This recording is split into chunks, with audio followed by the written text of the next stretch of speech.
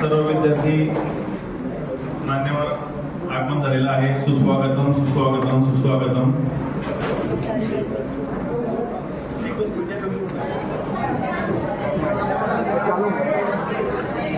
युवा व क्रीडा मंत्रालय भारत सरकारद्वारा प्रस्तुत कवयित्री बहिणाबाई चौधरी उत्तर महाराष्ट्र विद्यापीठाच्या राष्ट्रीय सेवा योजना गजमाल दुष्राम पाटील महाराज नंदुरबार द्वारा आयोजित जिल्हास्तरीय युवा संसद नंदुरबार जिल्हा विकसित भारत युवा संसद 2026च्या या कार्यक्रमाप्रसंगी मी आपलं सगळ्यांचं मनपूर्वक स्वागत करतो.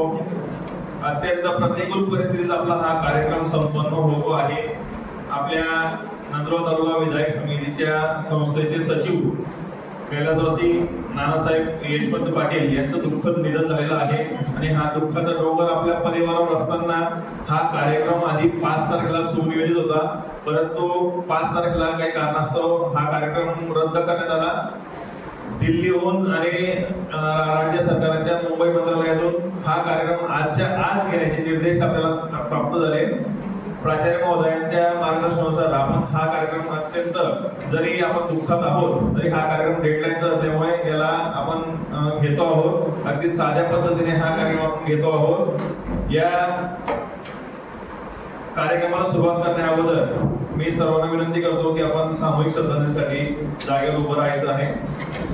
कैलासवासी नानासाहेब यशवंत पाटील यांना आपण युवा व क्रीडा मंत्रालयामार्फत हा जो जिल्हा स्तरापासून तर केंद्रापर्यंत चालणारा कार्यक्रम आहे, या कार्यक्रमाचं आयोजन करण्याची संधी आपल्या महाविद्यालयाला प्राप्त झाली. त्याबद्दल महाविद्यालय प्राचार्य व राष्ट्रीय सेवा योजना एककाच्या वतीने आम्ही राज्य सरकार, केंद्र सरकार व माय भारत नंदुरबार जिल्हा यांचे सहर्ष आभार व्यक्त करतो.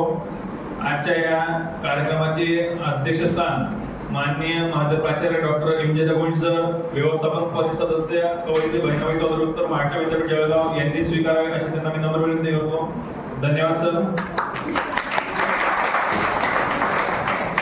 या कार्यक्रमाच्या उद्घाटन प्रसंगी आपल्याला लाभलेले, आपल्या महाविद्यालयात विशेष प्रेम असलेले माननीय श्री दिव्येश उबाळे सर, आरटीओ नंदुरबार जिल्हा महाविद्यालयात ज्या वेळेस आपण त्यांना बोलवलं त्या प्रत्येक वेळेस विद्यार्थ्यांच्या सुरक्षेसाठी, सेफ्टीसाठी, वेगवेगळ्या कार्यक्रमांसाठी सर आपल्यासोबत नेहमी उपस्थित असतात. दिव्येश उबाळे सर या प्रसंगी उपस्थित.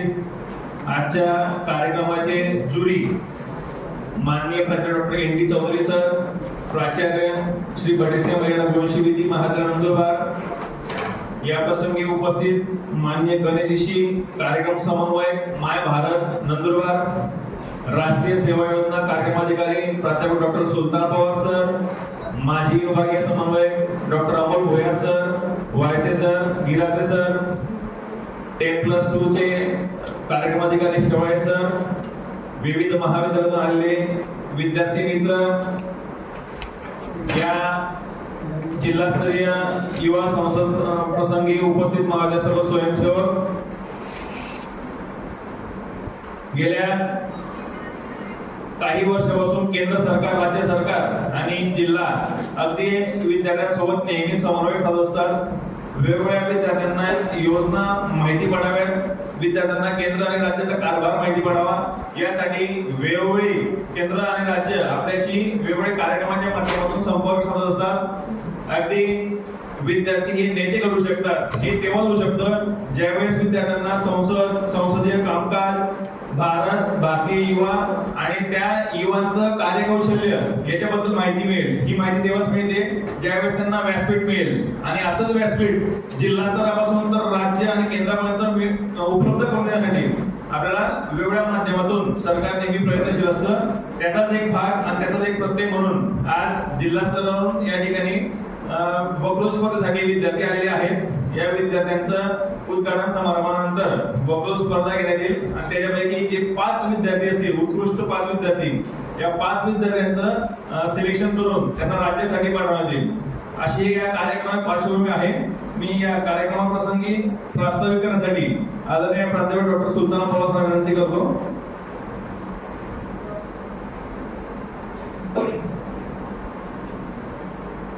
सर्वांना नमस्कार.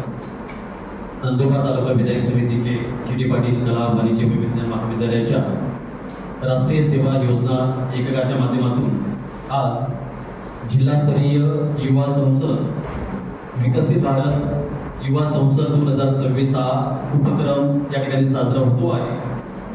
या कार्यक्रमाच्या प्रसंगी कार्यक्रमाचे सन्माननीय अध्यक्ष आपल्या महाविद्यालयाचे सन्माननीय प्राचार्य तथा कवित्री बहिणाबाई चौधरी उत्तर महाराष्ट्र विद्यापीठ व्यवस्थापन परिषद सदस्य प्राध्यापक डॉक्टर एम.जे. रघुवंशी सर या ठिकाणी या कार्यक्रमासाठी लाभलेले सन्माननीय उद्घाटक माननीय Shri Dinesh Upale sir RTO officer Nandurbar कार्यक्रमासाठी खास करून उपस्थित असलेले आपल्या नंदुरबार तालुका विधायक समितीचे समन्वयक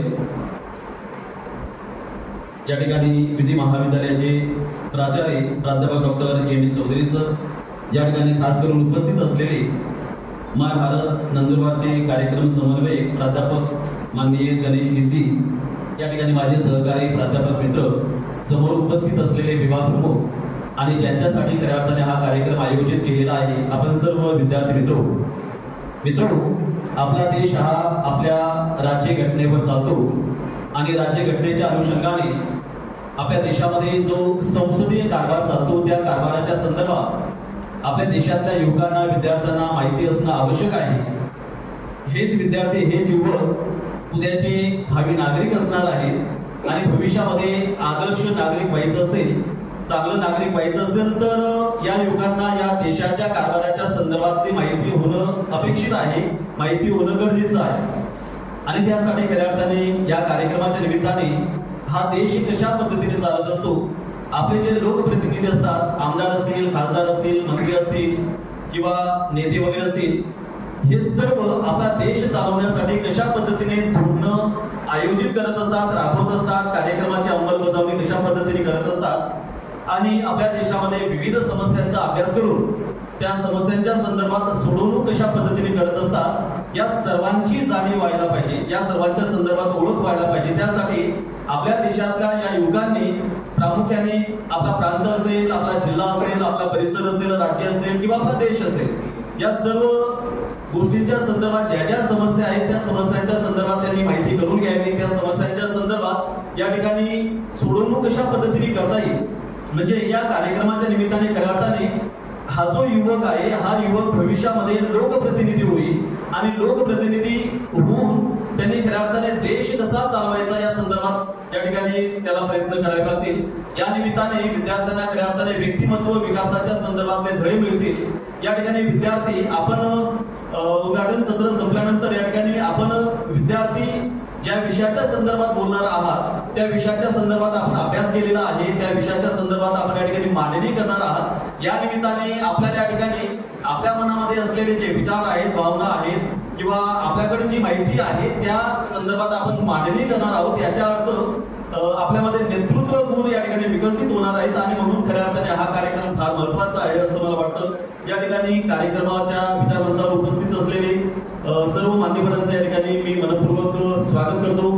या ठिकाणी कार्यक्रमासाठी उपस्थित असलेले प्राध्यापक आणि विद्यार्थी आपण या ठिकाणी भाग घेतलेला आहात सर्वांना आपल्या विचारांच्या आविष्कारासाठी मी शुभेच्छा देतो आणि थांबतो। धन्यवाद। धन्यवाद सर। विद्यार्थ्यांना जर व्यासपीठ मिळालं शालेय जीवनापासून महाविद्यालय जीवनापासून तर विद्यार्थी कदाचित विलासराव देशमुख होऊ शकतात, गोपीनाथ मोठे होऊ शकतात। या दिग्गज नेत्यांना विद्यार्थी दशेला जर व्यासपीठ मिळालं नसतं तर कदाचित आपल्याला महाराष्ट्राला एवढी सुसंस्कृत परंपरा असलेली नेते आपल्याला लाभले नसते। या प्रसंगी आपल्या समोर उपस्थित आहेत आपल्या संस्थेचे समन्वयक आदरणीय डॉक्टर एम.डी. रघुवंशी सर,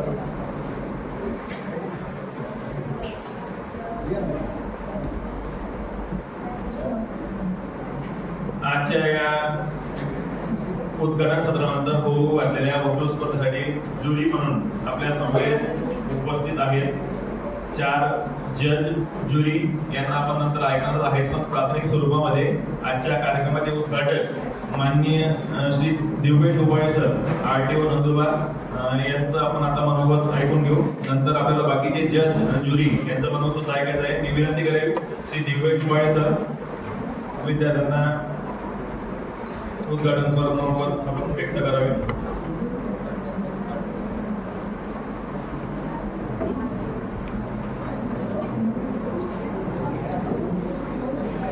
नमस्कार सगळ्यांना, गुड मॉर्निंग. अरे सगळे तयारीने आलेले आहेत ना सगळे. Respected principal Raghuvanshi sir, DPP college.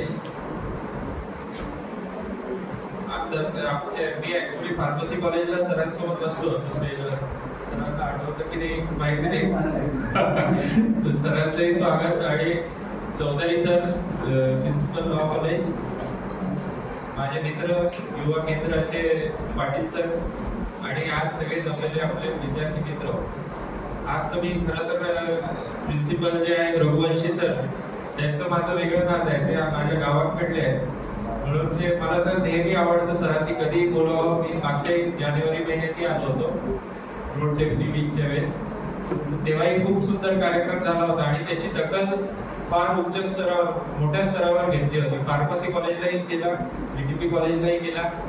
म्हणून हे इथे छान प्रोग्राम्स होतात. म्हणजे आम्ही जे ग्रुपवर फोटोज टाकले त्याच्यावर फार चांगल्या प्रतिक्रिया आल्या.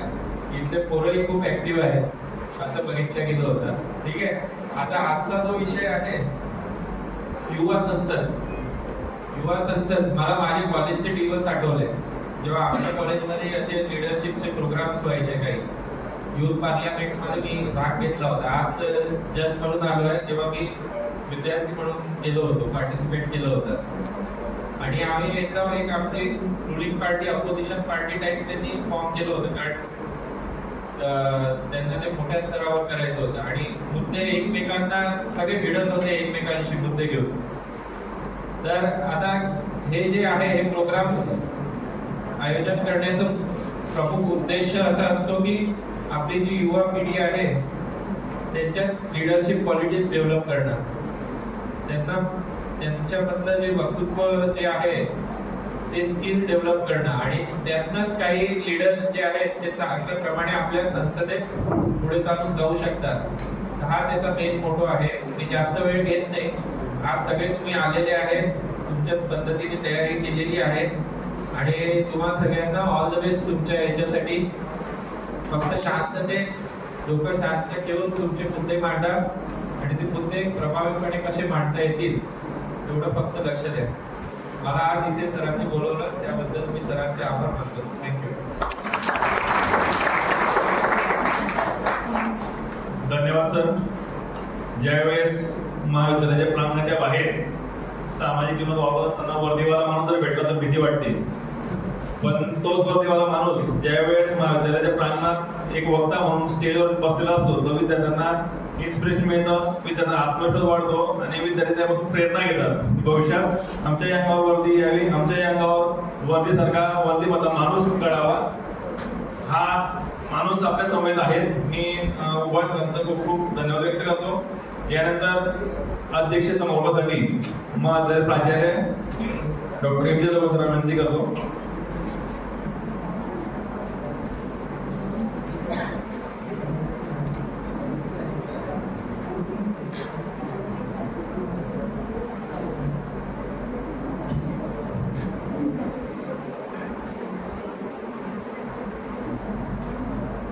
आज तुमचं चित्त ठिकाणावर दिसत पोरांचं, विद्यार्थ्यांचं काहीतरी चालू आहे.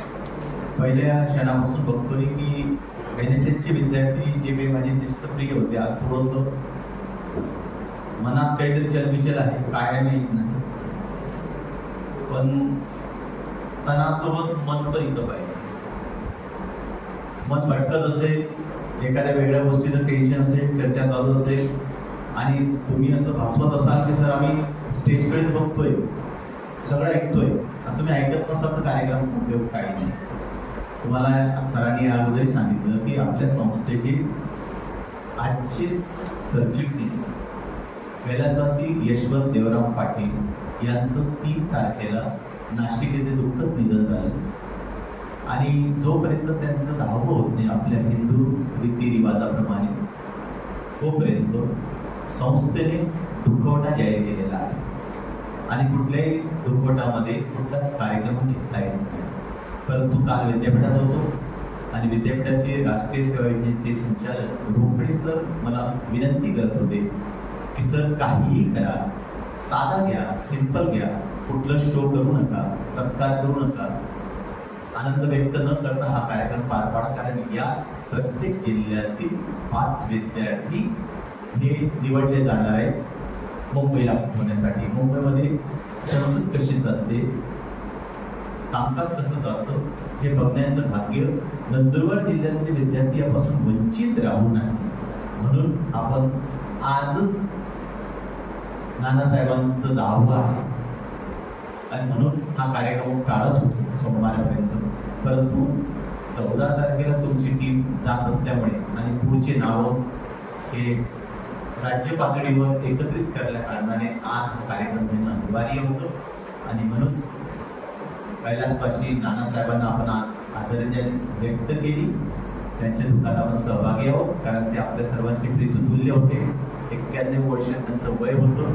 शेवटच्या क्षणापर्यंत या संस्थेसाठी, या महाविद्यालयासाठी त्यांनी काम केलं, आम्हाला मार्गदर्शन केलं आणि आमच्यामधून असे चालता बोलता काही आजारी नसताना प्रीततुल्य व्यक्तिमत्व जेव्हा हरपून जातं तेव्हा आनंद व्यक्त करायचं नसतं. त्यांच्या दुःखात आपण सर्व सहभागी, या कुटुंबातले तुम्ही पण एक घटक आहात म्हणून दुःखात आपण सहभागी आहोत. असो, युवा क्रीडा मंत्रालय, भारत सरकार आणि आपल्या दत्तू पाटील महाविद्यालयाच्या राष्ट्रीय सेवा विज्ञान आयोगाच्या संयुक्त विद्यमाने आज इथं संपन्न होत असलेल्या विकसित भारत युवा संसद 2026च्या उद्घाटनाप्रसंगी आजच्या या कार्यक्रमाचे उद्घाटक आणि माझे मित्र दिवेश वाडे सर जे इथं ITO आहेत, आपल्यामध्ये आज ते जजची भूमिका पार पाडणार आहात.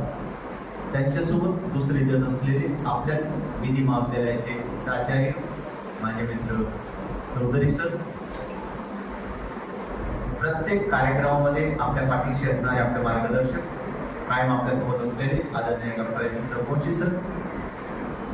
या कार्यक्रमासाठी युवा व या विभागाचे आदरणीय या कार्यक्रमाचे समन्वयक माय भारत पोर्टल नंदुरबारचे माननीय गणेश ईशी सर, आपल्या राष्ट्रीय सेवा योजनेचे प्रमुख सुलतान पवार सर, जितेंद्र पाटील सर, या ठिकाणी उपस्थित सर्व माझे प्राध्यापक आणि विद्यार्थी मित्र आणि मैत्रिणी.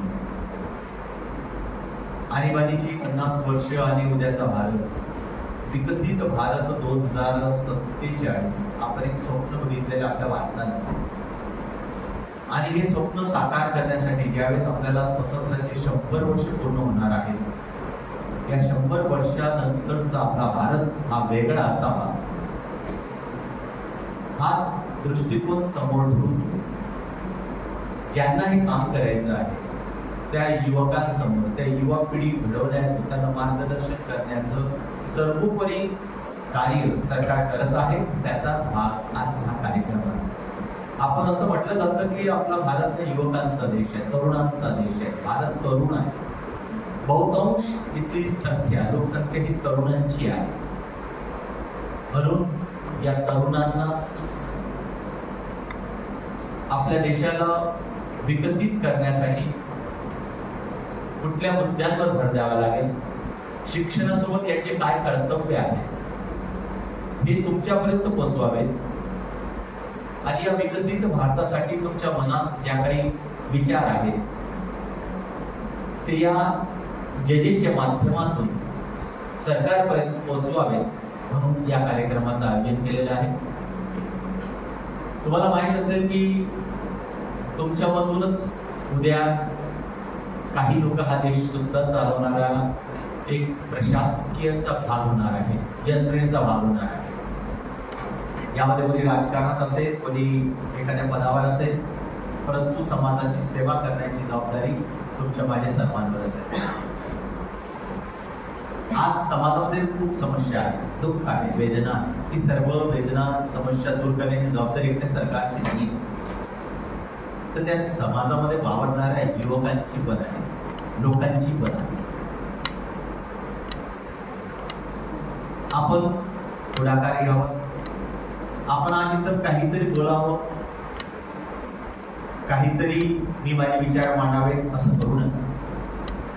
जे 5 लोक इथून निवडून जाणार आहेत, पूर्ण जिल्ह्यातले 5-5 विद्यार्थी, हे शासनाचं कामकाज कसं चालतं, कसे तिथं आपले विचार मांडल्या जातात, कसे त्याच्यावर तिथं विचार मंथन होतं, हे बघण्यासाठी पात्र ठरणार आहात. त्यामुळे जे स्पर्धक असतील त्यांनी आपलं 100% कौशल्यपणाला लावून या 5 मध्ये माझी निवड कशी होईल, कसं मला जवळून शासनाचा कारभार कसा चालतो हे पाहण्याचं भाग्य प्राप्त होईल, या दृष्टीने आज आपलं योगदान इथं द्यायचं आहे, आपले विचार इथं मांडायचे, आपल्या महाविद्यालयाचं प्रतित्व आपण इथं करायचं आहे. ते तुम्ही कराल अशी आशा ठेवतो. या कार्यक्रमासाठी तुम्हाला शुभेच्छा देतो. आज खूप जास्त बोलत नाही, थांबतो. जय हिंद, जय महाराष्ट्र. धन्यवाद सर.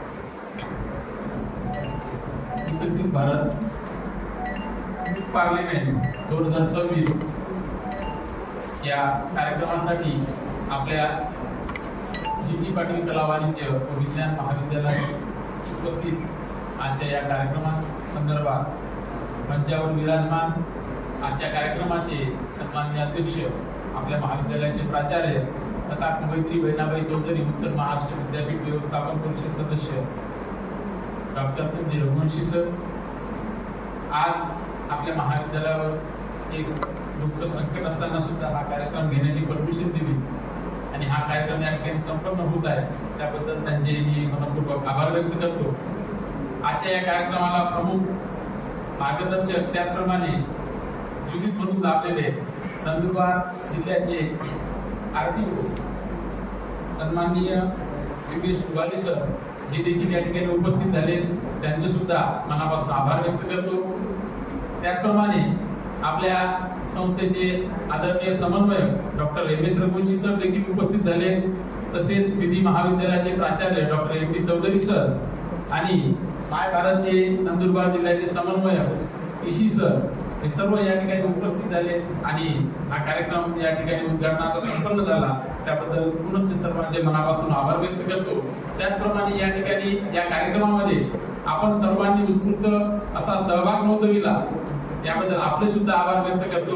आणि या कार्यक्रमासाठी महाविद्यालयातील जे प्राध्यापक मंडळी उपस्थित झाले, त्यांचे सुद्धा आभार व्यक्त करतो. आणि अध्यक्षाच्या पूर्व परवानगीने हा उद्घाटनाचा कार्यक्रम या ठिकाणी संपन्न झाला आणि पुढील कार्यक्रम आता लगेच सुरुवात होणार आहे.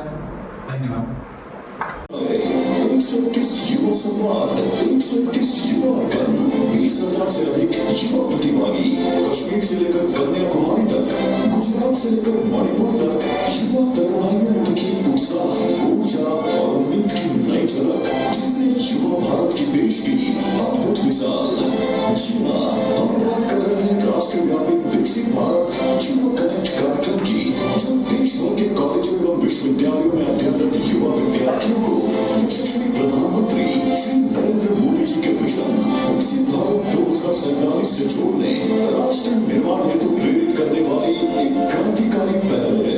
भारत सरकार के युवा मामले एवं खेल मंत्रालय द्वारा चलाए जाने वाले इस प्रोग्राम में देश के विभिन्न कॉलेजों एवं शैक्षणिक संस्थानों में जाकर युवाओं को विकसित भारत के रोडमैप के बारे में विस्तार से बताया जाता है. वहीं वंदे मातरम 150 सहित अन्य राष्ट्रीय विषयों पर पावर पॉइंट प्रेजेंटेशन के माध्यम से उन्हें विस्तृत जानकारी दी जाती है. इसके साथ ही इन विषयों पर युवा विद्यार्थियों के बहुमूल्य सुझाव एवं नवोन्मेषी विचारों का संग्रह भी किया जाता है. विकसित भारत युवा कनेक्ट कार्यक्रम ने युवाओं में आत्मनिर्भरता, नवाचार एवं विकास की अलख जगाने का काम किया है और इसमें विशेष सहयोग करता है माय भारत पोर्टल एवं उनके वॉलंटियर्स.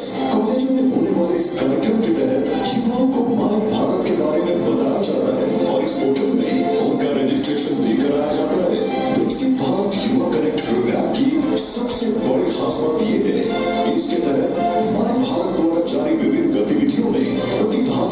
जोड़ा जाता है और सामुदायिक सेवा जैसे अन्य कार्यक्रम आयोजित किए जाते हैं, जिसके माध्यम से युवा विद्यार्थियों को नीति निर्माताओं से जोड़कर उनमें नागरिक जिम्मेदारी और नेतृत्व को बढ़ावा दिया जाता है। युवा ही वो शक्ति है जो भारत को विकसित राष्ट्र बनाएगी। विकसित भारत युवा कनेक्ट केवल प्रोग्राम नहीं बल्कि युवा जन आंदोलन है, जहाँ हर युवा कहता है मैं हूँ विकसित भारत का युवा, मैं ही हूँ भारत का उज्जवल भविष्य।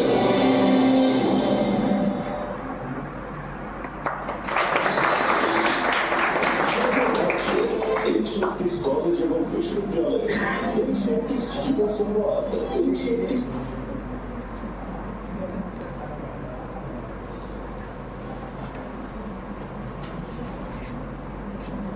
आणखी 2 मिनिटात आपण त्याच्याबद्दल बोलू. त्याच्याबद्दल उद्घाटन कार्यक्रमामध्ये आपण सगळं सांगितलेलं आहे. बॅकग्राऊंड फॉर BDYCP जो विकसित भारत युथ कनेक्ट प्रोग्राम आहे.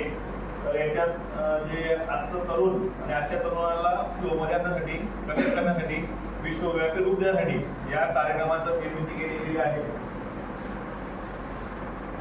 त्यानंतर या कार्यक्रमाचे ऑब्जेक्टिव्ह आहेत engage youth in participatory formats to foster leadership and civic understanding, encourage the students, enable structured platforms like debates and youth parliaments for national level exposure, and inspire youth through the variety of programs. Pre event activities ज्यांनी आज registration केलेलं आहे त्यांनी माय भारतला online registration केलेलं असलं पाहिजे. ज्यांचं registration नसेल तर त्यांचं आपण रजिस्ट्रेशन करून घेऊ. त्या संदर्भात काल आपण एक ग्रुपला व्हिडिओ टाकला होता, त्या व्हिडिओनुसार तुम्ही तुमचं रजिस्ट्रेशन करणार अशी अपेक्षा.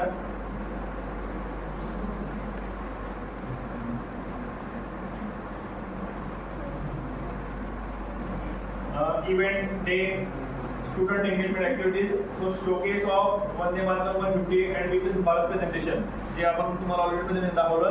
या प्रेझेंटेशनची ऍक्टिव्हिटी आपल्याला घ्यायच्या होत्या. माय भारतचं इंट्रोडक्शन आणि माय भारतच्या बाकी संबंधित गोष्टी विषयी नंतर आपण डिस्कस करतो.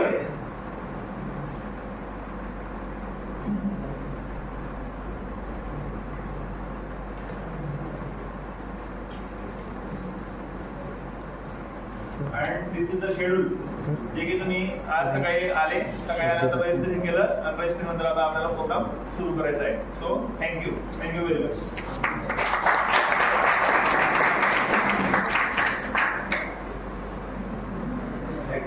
नियमावली संदर्भात बोलू. या वक्तृत्व स्पर्धेच्या विषयासंदर्भात आणीबाणीचे 50 वर्ष आणि भाषा आणि इंग्लिश या भाषांमध्ये Priya Sandeep Patil, serial number 1 Priya Sandeep Patil.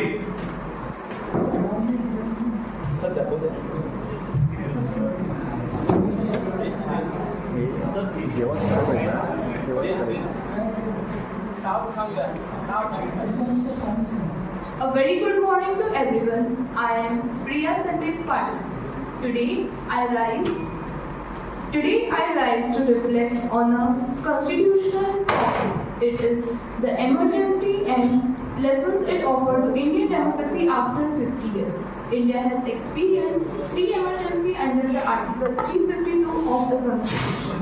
The first one is in 1962, the Sino-China War against China. It was external aggression that exposed defense weakness but united the nation. The second emergency we experienced in 1971, it was against Pakistan, leading to the creation of Bangladesh. But the third emergency we experienced in 1975, it was declared in 1975 by our Prime Minister Indira Gandhi.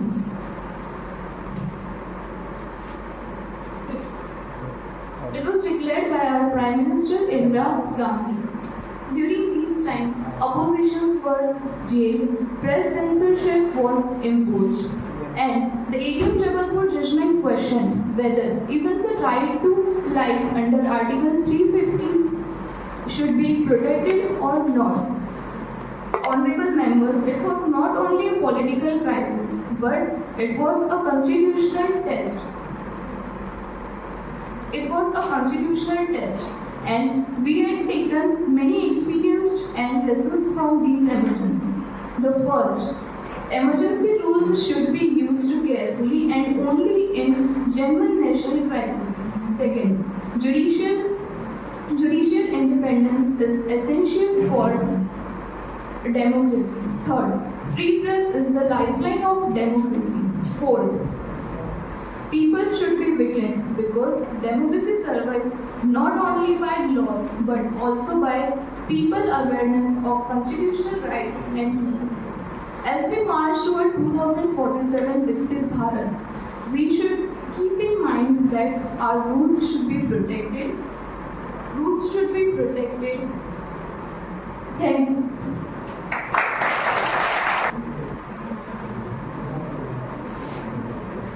सगळ्यांना माझा नमस्कार. माझा serial number आहे 3. माझं नाव निलेश लक्ष्मण शेवाडे.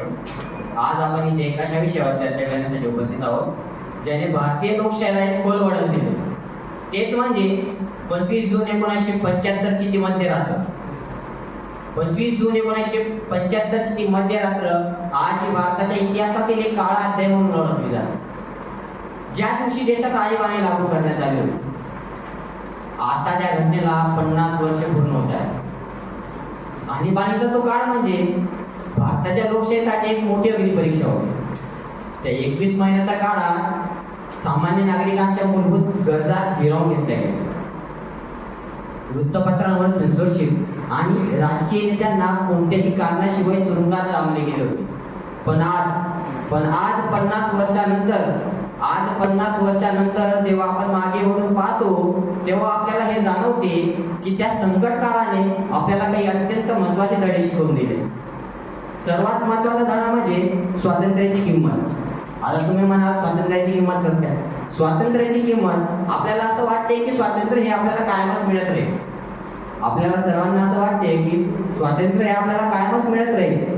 पण नाही, आणीबाणीने आपल्याला शिकवून दिले की जर नागरिक जागरूक नसेल तर स्वातंत्र्य हे एका रात्रीत हिरावले जाऊ शकते.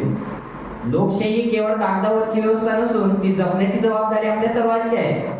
या 50 वर्षाच्या प्रवासात आपल्याला हेही समजते की संवाद आणि विरोध हे लोकशाहीचे प्राण आहे. सत्तेत असलेल्यांना प्रश्न विचारणे हा गुन्हा नसून तर तो आपला अधिकार आहे. आणीबाणीच्या काळात हा आवाज दाबण्याचा प्रयत्न झाला पण शेवटी जनशक्तीचा विजय झाला. 1977 ची ती निवडणुकीत भारतातील जनतेने ज्या काही गरीब व अशिक्षित लोकही सामील होते त्यांनी केवळ एका मताच्या जोरावर हुकुमशाहीला नाकारले नाही तर लोकशाहीची पुनर्स्थापना पण केली. भारतीय लोकशाहीची पुनर्स्थापना पण केली.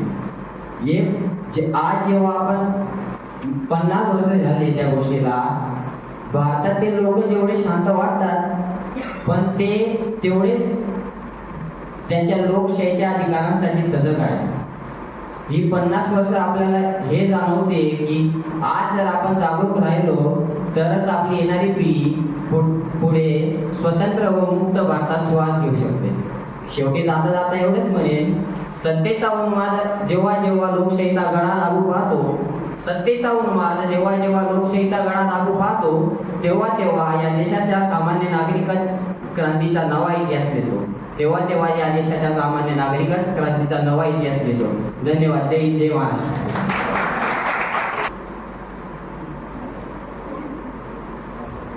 मेरा सीरियल नंबर 4 में कबीर लम्हे जहांगीर आप सभी का स्वागत करता हूँ और धन्यवाद बोलता हूँ ताकि मेरे को यहाँ आके तस्वीर देने का मौका दें.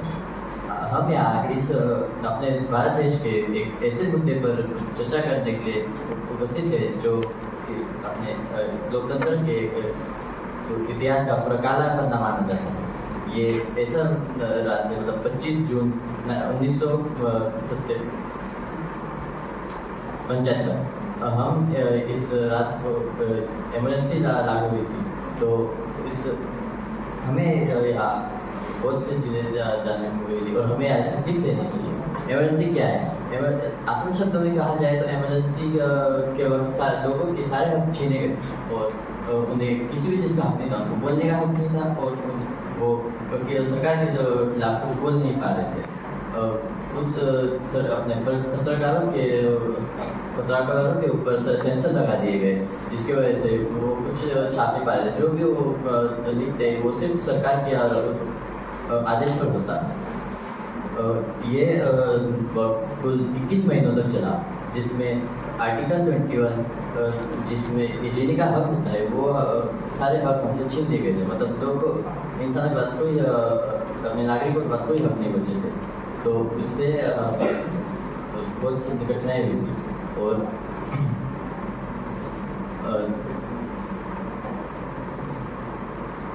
ये इस दौरान लाखों लोगों को जेल में भी हुई। जिस एक लोकतंत्र में लोग जब भी कोई सवाल उठाते तो उन्हें सुना जाता है, लेकिन इमरजेंसी के दौरान ऐसा नहीं था। वो उनके सारे हक छीने गए थे, तो उनको कोई सवाल उठाने का नहीं था। लाखों लोगों को जेल की सलाखों के पीछे डाल दिया गया, जिनमें बड़े बड़े नेताओं से लेकर आम नागरिक, छात्र और पत्रकार भी शामिल थे। और हमें इस दौर का सबसे एक दर्दनाक और डरावना हिस्सा ये भी था कि नसबंदी भी करें, जिसमें लोगों को पकड़ के जबरदस्ती नसबंदी की गई। और इस भागदौड़ी में और नसबंदी के कारण बहुत से हज़ारों लोगों की मौत भी हुई, और बहुत से लोगों को इसके कारण जिंदगी भर अपना दुख झेलना पड़ा। बहुत से बड़े लोगों पुराने लोगों को इसकी जानकारी भी हो। तो मैं चाहता था यही कहना चाहूँगा कि हमें इससे बहुत बड़ी सीख मिलती है। हमें लोकतंत्र का सामना उनके साथ रहना चाहिए और लोगों को जागरूक होना चाहिए। धन्यवाद। 1975 ते 1977 हा इमर्जन्सीचा काळ हा स्वतंत्र भारताच्या इतिहासात सर्वात काळा अध्याय होता। त्यावेळचे पंतप्रधान श्री इंदिरा गांधी यांच्या आदेशावर भारतामध्ये इमर्जन्सी लावण्यात आली। त्यानंतर जे आपल्याला मूलभूत अधिकार दिले गेलेले आपण जनतांना ते स्थगित झाले। विचार करा, एक दिवशी देशामध्ये इमर्जन्सी लागली, आपण नाही सरकारला प्रश्न विचारू शकता, नाही त्यांच्या विरोधमध्ये काय करू शकता, नाही घेऊ शकत, नाही आपण आंदोलन पण नाही करू शकतो। आपल्याकडे काही हक्क नाही। पण तेव्हा त्यावेळचे युवा उभे राहिले, विद्यार्थी, त्यांनी सर्व सोडलं नाही, ते उभे राहिले, त्यांनी संघर्ष केला की या देशामध्ये फक्त स्वतंत्र संविधान आणि लोकशाही पाहिजे, कोणाच्या राज नाही। त्यांनी लढा दिला आणि 1977 21 मार्च या दिवशी इमर्जन्सी समाप्त झाली। त्याच्यानंतर मतदान झाले आणि आपल्या देशामध्ये वापस संविधान लागू झाले। आणि आपण याच्यातून शिकायला पाहिजे की आता आपल्याकडे एक स्वप्न आहे 1947। तर आता आपण युवा आहोत, आपल्याला सर्व माहीत पाहिजे इतिहासामध्ये काय चुक्या झाले, जे आपण आता भविष्यात नाही करायचं। इतिहास आपल्याला भरपूर शिकवतो आणि या इमर्जन्सीच्या काळातून आपण हे शिकायला पाहिजे। तर रागातून नाही, आपण त्याच्यातून शिकायला पाहिजे। याच्यातून मी माझ्या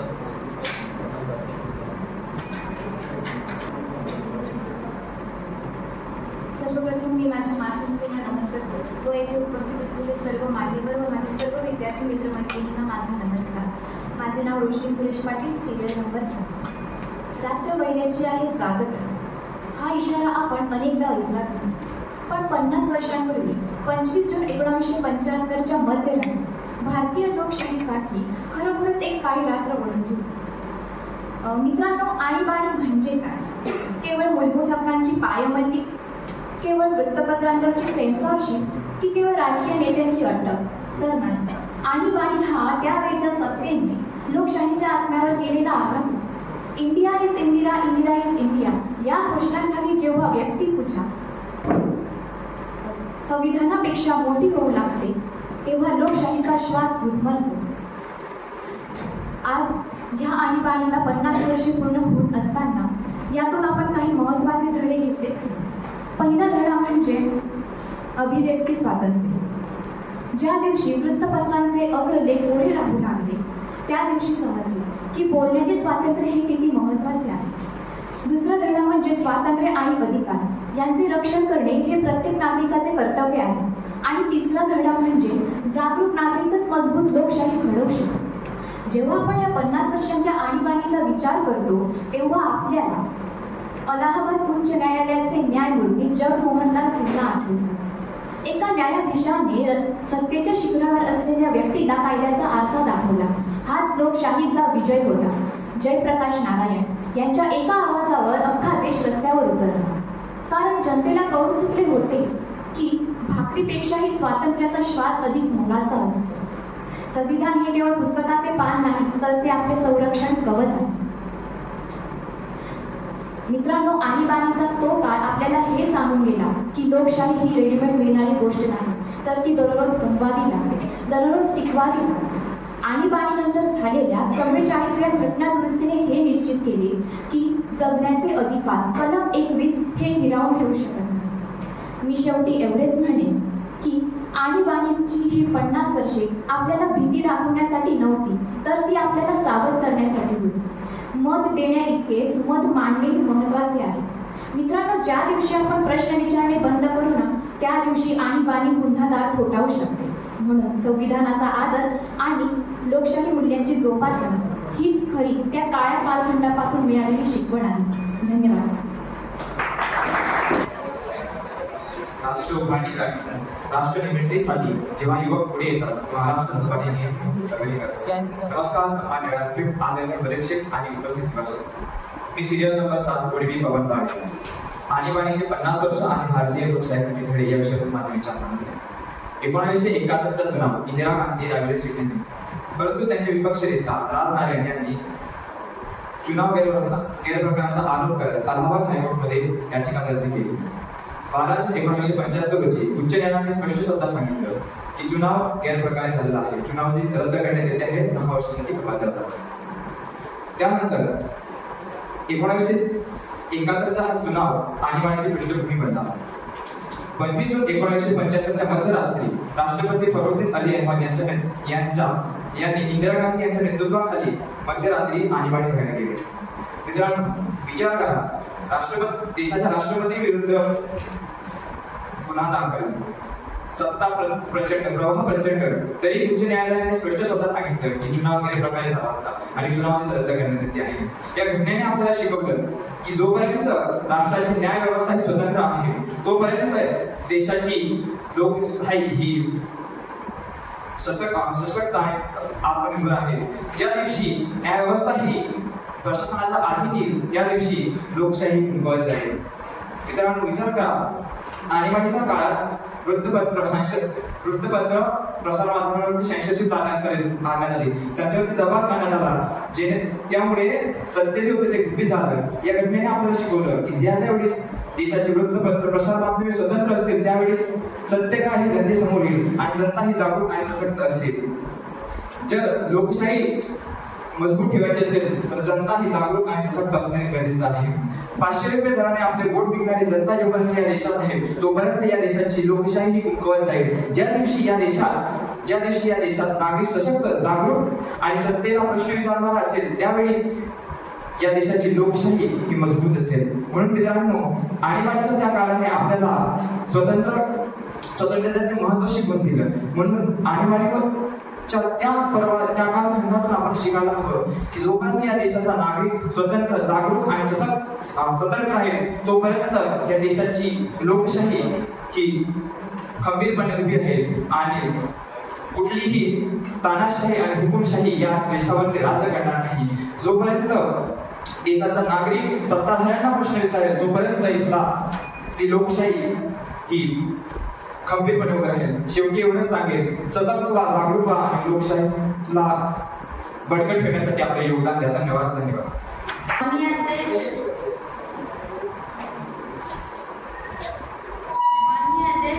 और महोदय और मेरे प्यारे साथियों, आज मैं आपका को केवल इतिहास के रूप में नहीं जून 1975 को तत्कालीन प्रधानमंत्री इंदिरा गांधी द्वारा घोषित आपका ने हमें ये सिखाया कि लोकतंत्र की असली मजबूती संविधान की किताब में नहीं बल्कि नागरिकों की चेतना और संस्थाओं में है। आनी बानी केवल एक राजनीतिक घटना नहीं थी बल्कि लोकतंत्र की सबसे कठिन परीक्षा थी। आनी बानी भारतीय संविधान के अनुच्छेद 352 के तहत लागू की गई। इस दौरान नागरिकों के मौलिक अधिकार निलंबित कर दिए गए, प्रेस पर सेंसरशिप लगा दी गई, राजनीतिक विरोधियों को जेल में बंद किया गया। 1971 के चुनाव में जीत के बाद इंदिरा गांधी की लोकप्रियता बढ़ी, लेकिन 1975 में इलाहाबाद हाईकोर्ट ने उनके चुनाव को अवैध घोषित किया।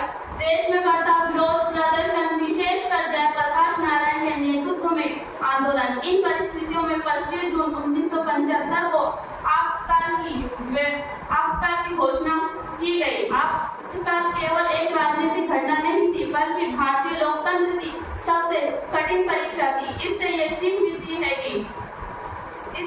मिलती है कि लोकतंत्र में सत्ता और नागरिकों के बीच संतुलन बनाए रखना आवश्यक है। लोकतंत्र दर्शक दीर्घा से नहीं चलता। 1977 के चुनाव में जनता ने शांतिपूर्ण तरीके से सत्ता परिवर्तन कर यह सिद्ध किया कि अंतिम शक्ति मतदाता के पास है।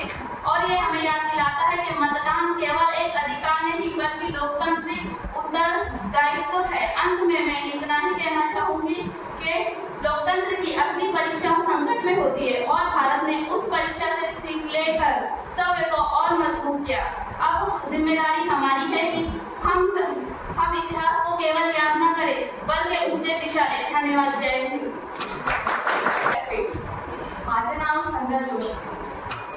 सलाखी तोड़कर जो गुंजी थी वो आवाज है हम। सलाखी तोड़कर जो गुंजी थी वो आवाज है हम।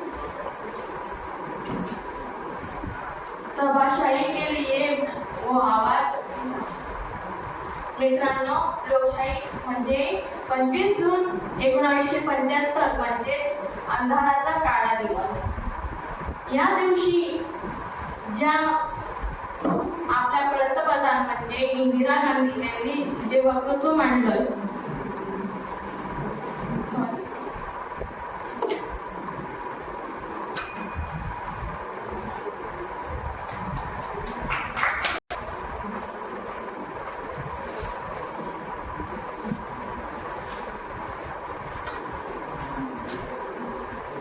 नमस्कार, मैं अंजलि सुभाष माने, सीरियल नंबर 10।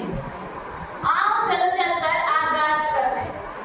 जो चल रहा है उसे छोड़कर नई शुरुआत करते हैं। और अभिव्यक्ति आजादी की लड़ाइयाँ तो बहुत लड़ी हमने। आओ राष्ट्रगीत में चलकर कुछ बात करते हैं। राष्ट्रगीत में चलकर कुछ बात करते हैं।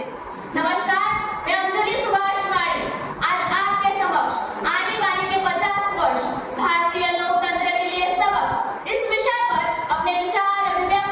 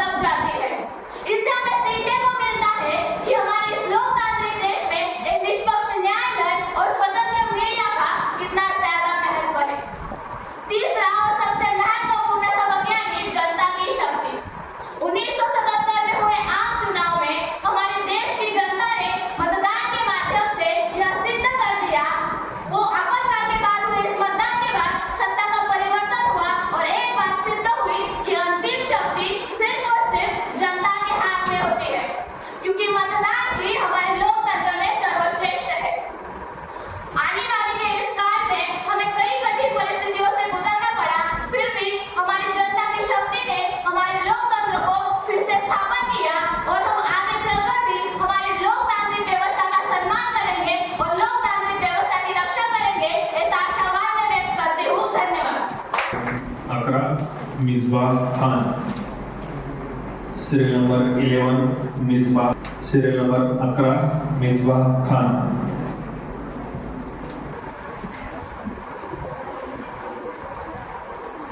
माझं नाव मिसबा सत्तार खान आहे आणि माझा सिरियल नंबर 11 आहे. नजर को बदलो तो नजारे बदल जाते हैं, सोच को बदलो तो सितारे बदल जाते हैं. कश्तियां बदलने की जरूरत नहीं, कश्तियां बदलने की जरूरत नहीं. दिशाओं को बदलो तो किनारे बदल जाते हैं, किनारे बदल जाते हैं. आदरणीय व्यासपीठ, पूज्य गुरुजनवर आणि येथे जमलेले माझे प्रिय मित्र आणि मैत्रिणी, आज मी एक अशा विषयावर बोलणार आहोत ज्या घटनेला 50 वर्ष पूर्ण झालेले आहे, पण तिने दिलेले जन्म आणि धडे तितकेच ताजे आहेत. ती घटना म्हणजे 25 जून 1975 ची आणीबाणी. आणीबाणीला पंतप्रधान इंदिरा गांधी यांची सल्ल्यावर राष्ट्रपती प्रफुल्लदिन अहमद अली यांनी घोषित केले. भारतीय लोकशाहीच्या इतिहासातील तो काळा दिवस होता. आणीबाणी म्हणजे काय? जेव्हा सत्तांवृत्ती लोकशाहीच्या गळा जेव्हा सामान्य माणसाचे मूलभूत अधिकार एका रात्रीत हिरावून घेतले जातात आणि जेव्हा संपूर्ण देशाला तुरुंगाचे स्वरूप येत, त्याला आणीबाणी म्हणतात. 50 वर्षानंतर आपण त्याकडे केवळ राजकीय घटना म्हणून न पाहता लोकशाहीचा धडा म्हणून पाहिले पाहिजे. या 50 वर्षांनी आपल्याला काय शिकवलं? पहिला धडा, लोकशाही काही खराब नाही, ती मिळण्यासाठी टिकण्यासाठी सत्य जागृत राहावे लागते.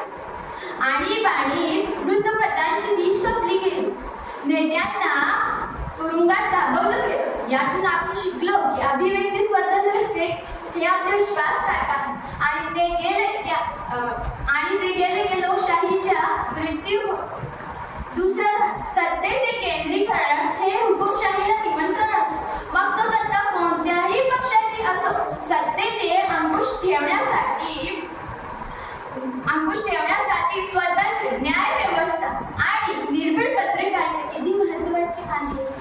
आणीबाणीने देशाला रक्तशाही शिकवले आहे. तिसरा आणि सर्वात महत्त्वाचा धडा, भारतीय जनता हा कोणत्याही हुकुमशाहीपेक्षा मोठी आहे. 1977 मध्ये जेव्हा निवडणुका झाल्या तेव्हा या देशाच्या गरीबातल्या गरीब आणि अशिक्षित समजल्या जाणाऱ्या मतदारांनी जगाला दाखवून दिलं की आम्ही भाकरीशिवाय राहू शकतो, पण गुलामगिरीत राहणार नाही. हा भारतीय मतदाराचा विजय होता. निष्कर्ष, आपण 50 वर्षानंतर स्वतःला विचारलं पाहिजे की आपण पुन्हा त्या मार्गावर जात नाही. आजच्या काळात लोकशाही ठेवायची असेल तर आपल्याला मतदान करून चालणार नाही, तर आपल्याला प्रश्नांची धार निर्माण ठेवावी लागेल. लिखा गया है इतिहास में वो मंजर काले पन्नों पर, लिखा गया है इतिहास में वो मंजर काले पन्नों पर कि आजादी कभी गिरवी नहीं रखी जाती महलों पर. जय हिंद, जय Maharashtra. Serial number 12 Kazi Bilal. Serial number 12 Kazi Bilal.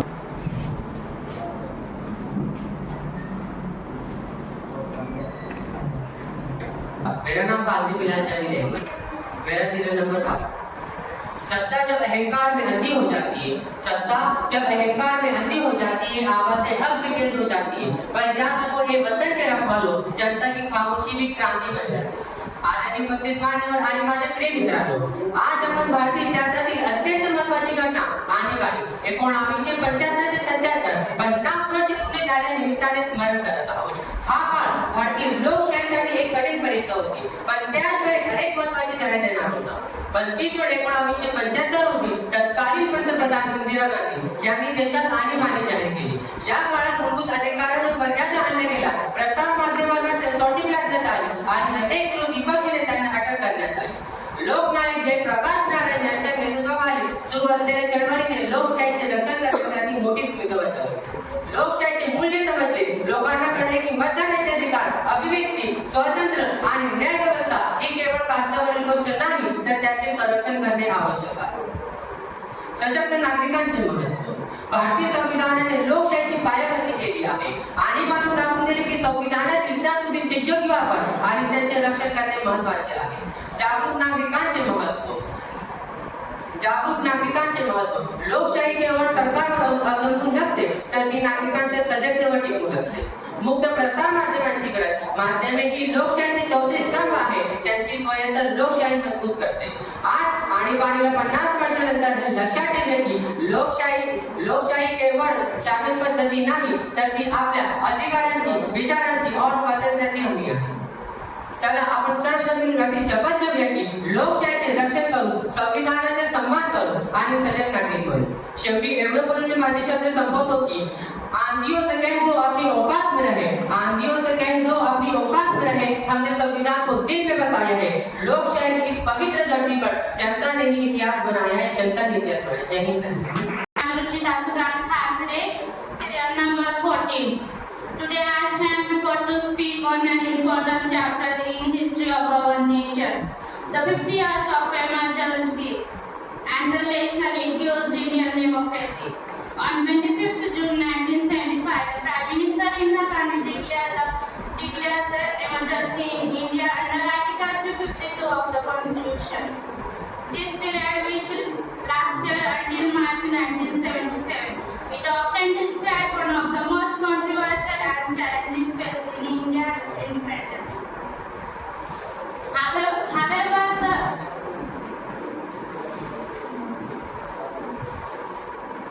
However, the emergency also taught us powerful. It shows the importance of constitutions safeguard after the. Thank you. Serial number 15 Gavit Vaishali. Serial number 15 Gavit. नमस्कार, माझे नाव वैशाली मुकेश गावित, सिरियल नंबर 15. आज मी आणीबाणीचे 50 वर्षीय लोकशाहीचे भारतीय विषयावर माझे विचार मांडले. आज आपण भारतीय इतिहासातील एक महत्त्वपूर्ण आणि संघर्षशील घटनेची आठवण करू. 1975 साली लागू केलेली आणीबाणी इंदिरा गांधी यांच्या नेतृत्वाखाली 25 जून 1975 रोजी जाहीर करण्यात आली. जवळपास 21 महिने चाललेल्या या कालखंडाने लोकशाहीच्या मूलभूत मूल्याची एक कठोर परीक्षा घेतली.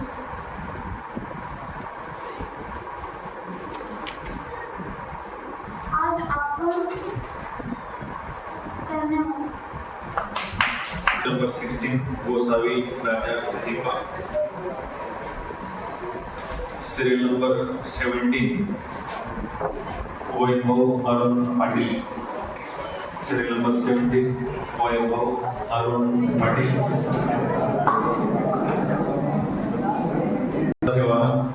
ऑडियन्स. मी वैभव अरुण पाटील आणीबाणीचे 50 वर्ष या विषयावर आपल्यावर वक्तव्य करणार आहे. तर मित्रांनो, आणीबाणीचे 50 वर्ष यामध्ये भारतीय लोकशाहीला फार मोठा ठेच बसला आहे. आणीबाणीचे 50 वर्षात भारतीय लोकशाहीला फार मोठा ठेच बसला आहे. तर वो जुल्म की रात भूले नहीं है, वो जुल्म की रात भूले नहीं है जिस दिन कलम बिक गई और कानून के पैर बंधे गए. 25 जून 1975 हा दिवस फार जुलमी दिवस आहे. तर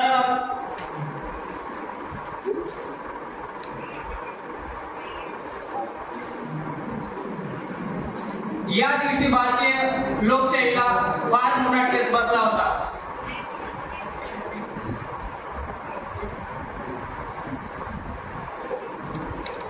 आणि आणीबाणीच्या काळात फार विलक्षणीय बाब झाल्या होत्या. तर आणीबाणीत लोकांना फार मोठ्या प्रमाणात त्रास झाला होता. तर त्या त्रासावर मात देऊन आपल्या भारतीय लोकशाहीने नवीन निवडणूक लढून आणली आणि त्या निवडणुकीत सत्तेचा विजय झाला. छत्रपती शिवाजी महाराजांनी आपल्या भारत भूमीच्या याच्यात सांगितले आहे की आपण जोपर्यंत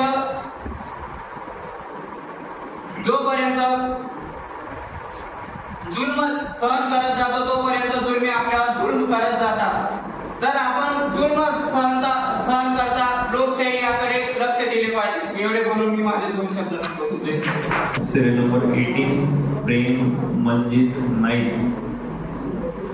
सिरियल नंबर 18 17 होता 18 येतोय. प्रेम मंजित नाईक सिरियल नंबर 18. माझं नाव प्रेम मंजित नाईक आहे. Serial number 18. अध्यक्ष महोदय आणि या सभागृहातील सन्माननीय सदस्य, जेव्हा आवाजाला गुन्हा ठरविले गेले आणि प्रश्न विचारण्याप्रास झाले तेव्हा समजले लोकशाही धोक्यात आहे. आज मी अशा एका काळाबद्दल आपल्याला सांगत आहे. तो काळ म्हणजे आणीबाणी. 25 जून 1975 रोजी तत्कालीन पंतप्रधान इंदिरा गांधी यांनी देशात आणीबाणीची घोषणा केली. ही फक्त प्रशासकीय घोषणा नव्हती, तर लोकशाहीच्या आत्म्यावर घाव होता. या काळात मूलभूत हक्क निलंबित झाले आणि प्रेस स्वातंत्र्य गुदमरले आणि जे काही लोकशाहीचे आवाज होते त्यांना तुरुंगाच्या भिंतीआड टाकण्यात आले. कागदावर स्वातंत्र्य होते पण रस्त्यावर स्वातंत्र्य असलीमध्ये कैद होते. यातले काही धडे आपल्याला शिकायला भेटले, पण त्यातला काही 3 धडे मी आपल्याला सांगणार आहे. त्यातला पहिला धडा म्हणजे संविधान हे सर्वोच्च आहे. मला माजी पंतप्रधान अटल बिहारी वाजपेयी यांचे शब्द आठवतात. सत्ता का खेल तो चलेगा, सरकारें आएंगी जाएंगी, पार्टियां बिगड़ेंगी बनेंगी, मगर ये देश रहना चाहिए, देश का लोकतंत्र अमर रहना चाहिए. सत्ता कितीही बलवान असली तरी ती संविधानापेक्षा मोठी असू शकत नाही. सत्ता चालते संविधानामुळे, संविधान चालत नाही सत्तेमुळे. यातला दुसरा धडा म्हणजे जनता ही लोकशाहीची अंतिम न्यायाधीश असते. कारण 1977च्या निवडणुकीत जनतेने शांततेतून क्रांती केली आणि हे सिद्ध केले की लोकशाही शेवटचा शब्द हा जनतेचाच असतो. आणि तिसरा आणि सर्वात महत्त्वाचा धडा म्हणजे युवकांची जबाबदारी. जर आज आपण प्रश्न विचारले नाही तर उद्या आपल्याला प्रश्न विचारण्याची संधीही मिळणार नाही. इतिहास माफ करतो पण भविष्य कधीच नाही. मित्रांनो, आणीबाणी संपली पण तिची आठवण आजही आपल्याला इशारा देते की मतदानासोबत जबाबदारी हवी आणि अधिकारांसोबत धैर्य हवे. शेवटी मी एवढंच सांगेन, ना सत्तेपुढे झुकू, ना भीतीने थांबू. जोवर हातात संविधान असेल तोवर आपण जिवंत राहू. सिरियल नंबर 19 राठोड पूजा. सिरियल नंबर 19 राठोड पूजा.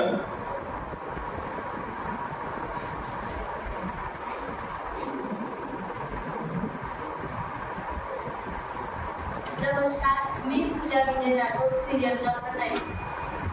आज आपण आणीबाणीच्या 50 वर्षे पूर्ण करत आहोत. 25 जून 1975 रोजी भारताच्या इतिहासातील एक काळा दिवस म्हणजे आणीबाणी.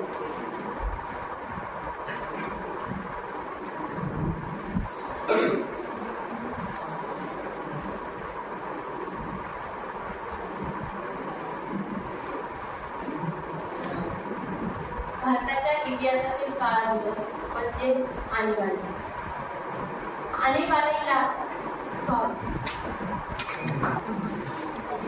सर्वप्रथम उपस्थित सर्व गुरुजनांना आणि माझ्या देश बांधवांना सर्वांना माझा नमस्कार. मी अंकिता संतोष बंजारा, सिरियल नंबर 20. तर मित्रांनो, तुम्हाला सांगण्याची गरज नाहीये की आणीबाणी काय आहे आणि 50 वर्ष अगोदर नेमकी झालं काय आहे. तुम्हाला सर्वांना माहितीच आहे. तर मी आता फक्त तुम्हाला हेच सांगणार किंवा माझे मत मांडणार की आता लोकशाही बळकट करण्यासाठी नेमके आपल्याला कोणते धडे आत्मसात करावे लागतील. तर आपण आजच्या जगातल्या सर्वात मोठ्या लोकशाहीच्या देशात राहतो म्हणजे भारतात. तर लोकशाही म्हणजे जनतेसाठी आणि जनतेने चालवलेले राज्य. तर मित्रांनो, लोकशाही ही केवळ शासन पद्धत नसून आपली जीवनशैली आहे, आपली जीवन पद्धत आहे. तर या लोकशाहीला बळकट करण्यासाठी आपल्याला काही महत्त्वाचे धडे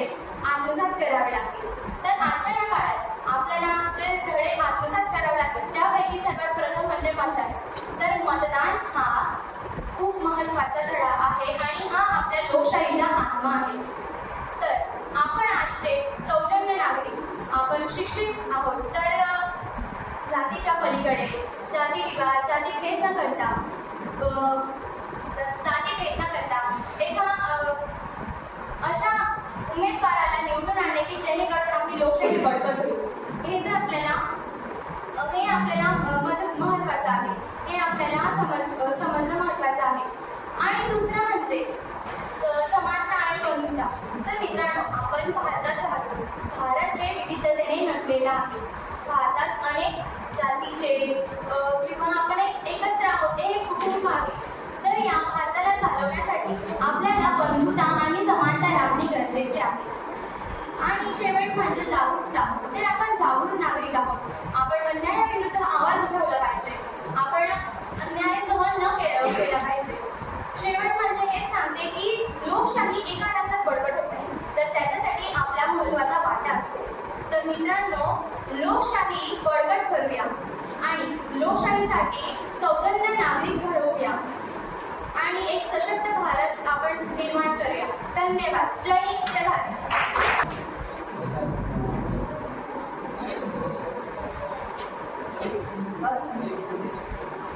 नमस्कार. आज सिरियल नंबर 21 जिज्ञासा जाणून घेताना माननीय अध्यक्ष महोदय आणि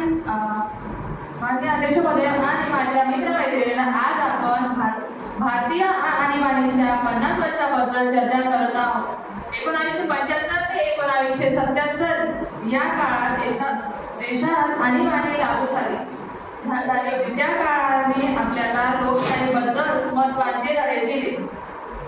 पहिला धडा म्हणजे नियंत्रण आणि संतुलन असणे आवश्यक आहे. सरकार, न्यायव्यवस्था आणि संसद या सर्व संस्था मजबूत असतील तरच लोकशाही सुरक्षित होते. दुसरा धडा म्हणजे सत्तेवर नियंत्रण आणि संतुलन असणे आवश्यक आहे. सरकार, न्यायव्यवस्था आणि संसद या सर्व संस्था मजबूत असतील तरच लोकशाही सुरक्षित राहते. तिसरा आणि सर्वात महत्त्वाचा धडा म्हणजे जागरूकता. नागरिकांची भूमिका आणि नागरिकांनी आपल्या हक्काबरोबरच कर्तव्याची जाणीव ठेवून देशाच्या लोकशाही बळकटी द्यावी. म्हणूनच आणीबाणीचा इतिहास आपल्याला लोकशाहीचे महत्त्व समजावून देतो आणि भविष्यात अशा परिस्थिती टाळण्यासाठी सतर्क राहण्याचा संदेश देतो. धन्यवाद. Kamlesh Chavan, serial number 22. कमलेश.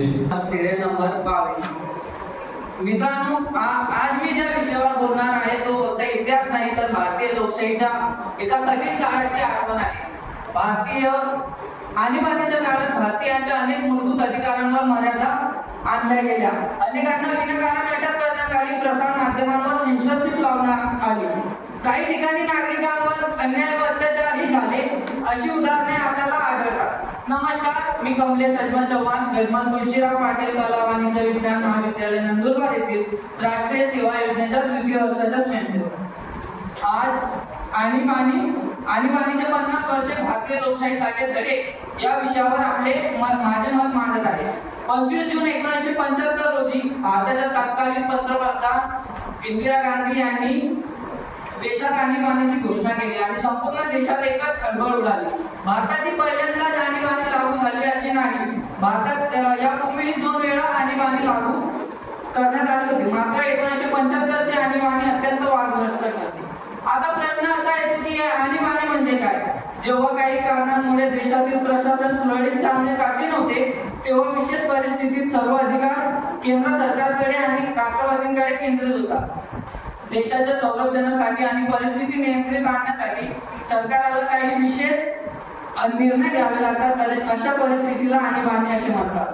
25 जून 1975 रोजी लागू झालेली आणीबाणी 21 मार्च 1977 रोजी मागे घेण्यात आली. 1975च्या आणीबाणीची अनेक कारणं होती, परंतु अलाहाबाद हायकोर्ट इंदिरा गांधी इलेक्शन 1975 हा त्यातील महत्त्वाचा टप्पा मानला जातो. 12 जून 1975 रोजी अलाहाबाद हायकोर्ट यांनी दिलेल्या निकालात इंदिरा गांधी यांनी 1971 ची लोकसभा निवडणूक अवैध ठरली. त्यामुळे पंतप्रधानांवर संकट निर्माण झाले. धन्यवाद. Serial number 23 Jadhav Nandini Sanju. Serial number 23 व्यासपीठावरील विराजमानाची ठिकाण व माझे विद्यार्थी मित्र. माझे नाव नंदिनी जाधव आणि मी आणीबाणी 50 वर्षे भारतीय लोकशाहीसाठी लढे या विषयावर आपले मत मांडत आहे. आणीबाणीचा हा काळ भारतीय इतिहासातील अत्यंत संवेदनशील व कठीण काळ मानला जातो. या काळात नागरिकांवर अत्यंत अत्याचार झाले. प्रचार प्रसार माध्यमांवर सेन्सरशिप लावण्यात आली व काही कारण नसताना काही लोकांना अटक करण्यात आली व नागरिकांवर काही गोष्टींमध्ये बंदी लावण्यात आली. याच कारणांमुळे समाजात भीतीचे वातावरण निर्माण झाले. 25 जून 1975 रोजी तात्काळ पंतप्रधान इंदिरा गांधी यांनी आणीबाणी जाहीर केली व आणीबाणी लागू केली. 21 महिन्यांच्या या कालावधीत नागरिकांच्या मूलभूत हक्कांना स्थगित करण्यात आले व विरोधी पक्षांच्या काही नेत्यांना अटक करण्यात आली. आणीबाणी लागू करण्यामागे अनेक कारण जसे की राजकीय अस्थिरता, देशात वाढते संप, निर्देशता व महागाई, बेरोजगारी ह्यामुळे प्रशासनावर दबाव आला आणि त्याला सरकारने आंतरिक अशांतता असे कारण देऊन आणीबाणी लागू केली. परंतु आणीबाणीची घटना अत्यंत वादग्रस्त ठरली. विशेष कारण म्हणजे नसबंदीची ही मोहीम अत्यंत चर्चेत आली. कारण की लोकसंख्या नियंत्रणाच्या नावाखाली अनेक ठिकाणी काही लोकांकडून जबरदस्ती नसबंदी करण्यात आली. अशा घटना समोर आल्या व झोपडपट्ट्यांना स्थगित करण्यात आले व विरोध करणाऱ्यांवर कारवाई करण्यात आली. अशी घटना समोर आल्या. तर या आणीबाणीच्या इतिहासातून आपल्याला असे करण्यात येते की आपल्याला एक लोकशाही टिकवण्यासाठी एक जागरूक नागरिक व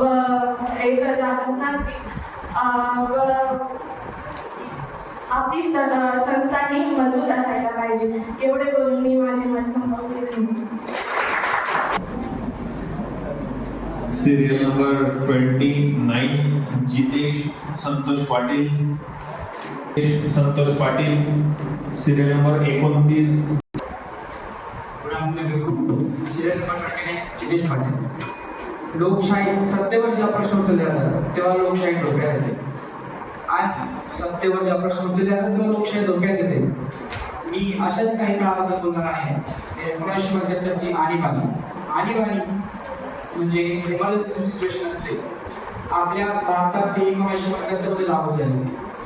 तेव्हाचे राष्ट्रपती फकीरातून अली अहमद यांनी इंदिरा गांधी यांच्या मार्गदर्शनाखाली त्यांच्या सल्ल्यानुसार आणीबाणी घोषित केली.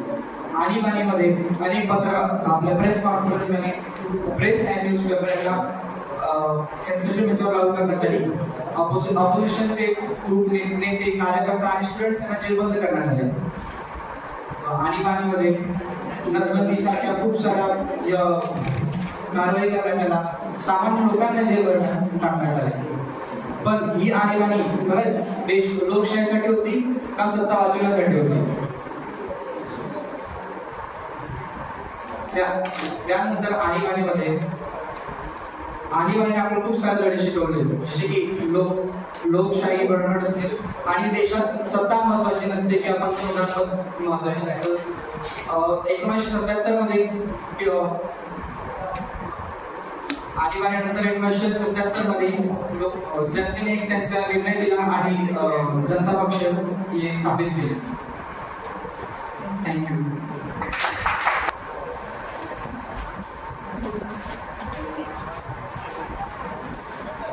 सेल नंबर 30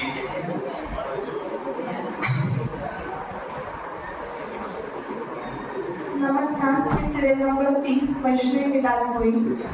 आजचा आपला टॉपिक आहे आणीबाणीचे 50 वर्ष. तर मी माझ्या ह्या टॉपिकची सुरुवात सर्वप्रथम एका प्रश्नाने सुरू करू इच्छिते. तर लोकशाही म्हणजे नेमकं काय? फक्त निवडणुका आणि सरकार एवढेच का? तर नाही. लोकशाही म्हणजे नागरिकांना मिळालेले अधिकार स्वातंत्र्य आणि त्यांची जबाबदारी यांचे सुंदर असे संतुलन. पण खरं सांगायला गेलं ना तर लोकशाहीची खरी किंमत आपल्याला ते धोक्यात आल्यानंतरच समजते. असाच आपल्या इतिहासातील एक महत्त्वाचा काळ म्हणजे इंडियन इमर्जन्सी आणीबाणी. तर त्या काळातील तत्कालीन पंतप्रधान इंदिरा गांधी यांनी भारतात 1975 रोजी आणीबाणी जाहीर केली आणि त्या काळात अनेक अशा घटना घडू लागल्या, जसं की वृत्तपत्रांवर संक्षेप आले, अनेक नेत्यांना रात्रामध्ये अटक करण्यात आली आणि अशा काळी जेव्हा नागरिकांना बोलायचे अधिकार नव्हते त्यांनी एक शांत वृत्तपत्रांनी शांतपणे त्यांनी त्याच्या वृत्तपत्रांच्या पानांवरती काही भाग कोरे सोडले जे शांतपणे सांगत होते की लोकशाहीचे अधिकार किती महत्त्वाचे आहेत. प्रत्येक गोष्टीचे काही सकारात्मक बाजू असतात तर काही नकारात्मक बाजू असतात. आणीबाणी जाहीर केल्यानंतर काही सकारात्मक परिणाम असे दिसून आले, जसे की प्रशासनाचे कार्य वेळेवर सुरू झाले, काही विकास योजनांची अंमलबजावणी वेळेवर करण्यात आली, रेल्वे सेवा ह्या सुरळीतपणे सुरू झाल्या. पण लोकशाहीची खरी सत्ता किंवा खरी ताकद ही कोणामध्ये असते तर ती असते स्वातंत्र्यामध्ये. तर त्यातून काही नकारात्मक मुख्य असे परिणाम दिसून आले, जसे की वृत्तपत्रांवर संक्षेप, नागरिकांकडे बोलण्याचे अधिकार नव्हते, राजकीय नेत्यांना रात्रभरच अटक करण्यात आले. मग अशा वेळी त्यावेळी काही सामाजिक कार्यकर्त्यांनी पुढाकार घेऊन लोकांना जागरूक केले आणि मग त्यानंतर 1977 मध्ये भारतीय जनतेने त्याचा मत अधिकाराचा वापर करून सत्ता पलट केली व दाखवून दिले की जनतेकडेच हा अंतिम अधिकार असतो सत्ता पलट करण्याचा. भारतात आपल्याला इतिहास काही ना काही शिकवून जात असतो. तसंच आणीबाणीनेही आपल्याला काही धडे दिले की लोकशाहीचा अंतिम अधिकार हा जनतेकडेच असतो. धन्यवाद.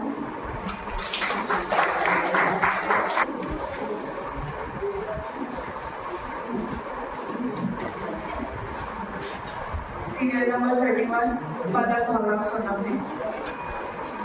The emergency in India. 21 महिन्यांचा तो काळ भारताच्या इतिहासातील सर्वात काळा अध्याय असा मानला जातो. 50 वर्षांपूर्वी ती एक काळी रात्रीचे 12 वाजले होते. दिल्लीच्या आकाशात अंधार नव्हता. तो अंधार होता तर लोकशाहीच्या हृदयात. पंतप्रधान इंदिरा गांधींच्या सल्ल्यावर राष्ट्रपतींनी आणीबाणी जाहीर केली आणि तो एक झटका आणि जगातील सर्वात मोठी लोकशाही भारत एका रात्रीत तुरुंग बनली. जवळपास 1,12,000हून जास्त लोकांना मध्यरात्री घरातून उचलून घेऊन गेले. त्यात जयप्रकाश नारायण ज्यांनी संपूर्ण क्रांतीचा लढा दिला होता तेही तुरुंगात. अटल बिहारी वाजपेयी एक कविता लिहिणारा तरुण नेता तोही तुरुंगात. तसेच जॉर्ज फर्नांडिस, मुलायम सिंग यादव, लालकृष्ण अडवाणी असे सर्व नेते तुरुंगात होते. पण फक्त नेते नव्हते तर साधे पत्रकार, शिक्षक, आई वडील, विद्यार्थी या सर्वांना तुरुंगवास होता. एक वडील अर्ध्या रात्री घरातून उचलले गेले तेव्हा मुलांना बघून त्यांच्या मनात विचार आला की कदाचित हे एक शेवटचं दर्शन असेल. पण आईने मुलांना घट्टमिठी मारून म्हणाली की बाबा लवकरच परत येतील. पण 21 महिने ते काय परत आले नाही. आणि सर्वात महत्त्वाचं म्हणजे जबरदस्तीची नसबंदी. लाखो पुरुषांना ऑपरेशन थिएटरमध्ये जबरदस्ती घेऊन जाऊन नसबंदी करण्यात आली. नसबंदी नाही केली तर रेशन कार्ड नाही भेटणार, नसबंदी नाही तर नोकरी नाही, नसबंदी नाही तर पाणीही नाही भेटणार. हे फक्त एक आकडेवारी नव्हतं, हे मानवी जीवाची एक हत्या होती. मित्रांनो, वृत्तपत्रांवर सेन्सरशिप केली, विजेच्या तारा तोडल्या गेल्या आणि त्या दिवशी सकाळी वर्तमानपत्र आलंच नाही. तेव्हा लालकृष्ण अडवाणी यांनी पत्रकारांना सांगितले होते की तुम्हाला झुकायला सांगितलं तर तुम्ही रांगायला शिका. आणि जयप्रकाश नारायण यांनी त्यांच्या डायरीत लिहिले होते की भारताच्या लोकशाहीच्या कबरीत खिळा ठोकला जातोय, पण तो खिळा मात्र माझ्या हृदयातही ठोकला जातोय. पण तो खिळा पण हा खरं तर खिळा नव्हता, तर संविधानाची हत्या होती. म्हणूनच 25 जूनला संविधान हत्या दिवस म्हणून मागच्या वर्षी साजरा करण्याचं ठरवलं आहे. पण हे अंदाज जास्त दिवस राहिले नाही, तर एक ज्वाला होती ती जनतेच्या मनात. म्हणून 1977ची निवडणूक कधीच विसरू नका, जेव्हा इंदिरा गांधींच्या सत्तेला